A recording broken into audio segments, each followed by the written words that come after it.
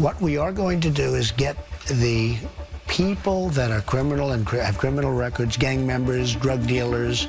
We have a lot of these people, probably 2 million, it could even be 3 million. We're getting them out of our country or we're going to incarcerate. He said that would begin immediately. What we are going to do is get the people that are criminal and have criminal records, gang members, drug dealers. We have a lot of these people, probably 2 million, it could even be 3 million. We're getting them out of our country or we're going to incarcerate. Trump restated his pledge to roll back abortion rights, pledging to appoint justices who could overturn Roe v.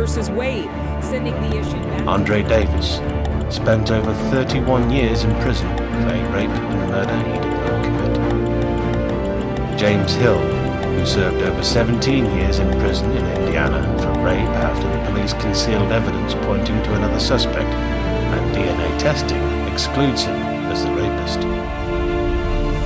Terrell Swift of the Englewood Four was falsely imprisoned based on a false confession before being exonerated by DNA evidence.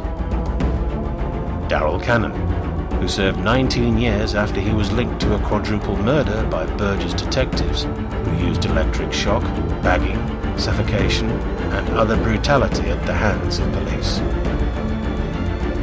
Ronald Kitchen, who served 21 years behind bars, 13 on death row, after Burgess detectives tortured him for 39 hours and eventually coerced a statement in which he confessed to 5 murders. Jerry Miller, who served over 20 years in prison for a rape and kidnapping before DNA testing established his innocence. Leroy Orange, who was wrongly convicted of 4 murders based on a coerced confession.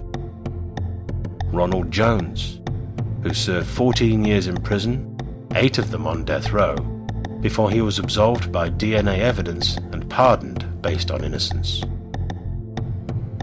This is only a few of thousands of black men that have been wrongfully convicted of crimes.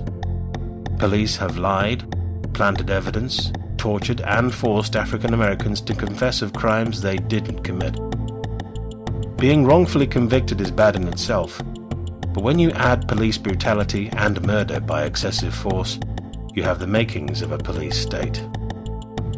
Time and time again, we're seeing new cases of police brutality and the murder of unarmed civilians.